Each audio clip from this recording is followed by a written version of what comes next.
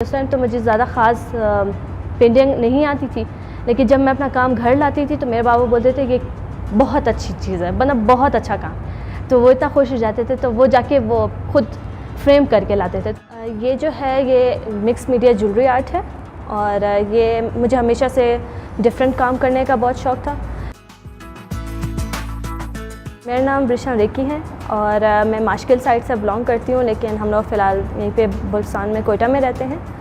मैं एक आर्टिस्ट हूँ और एक राइटर भी हूँ। मेरी अम्मी को ख्याल आया कि ज्वेलरी क्यों नहीं ट्राई करती, बट मसला ये था कि इतनी सारी ज्वेलरी कहाँ से लाऊंगी और इतना बड़ा साइज़, तो बहुत चैलेंजिंग था, बहुत टफ़ था, लेकिन कोशिश की और आखिर हो गया। जबकि इतना मुश्किल था ये काम कि रो रो के करना था, तो स्ट्रगल था, बट इंसान को बस कोशिश करनी चाहिए और गिव अप नहीं करना चाहिए।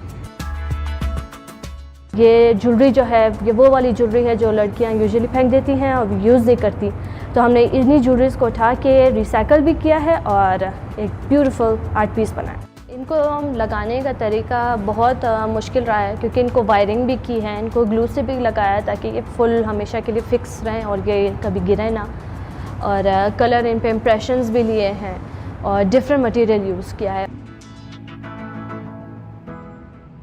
ये जो मेरे पेंटिंग पे जो मैसेज है ये सिर्फ ख़वातीन के लिए नहीं है।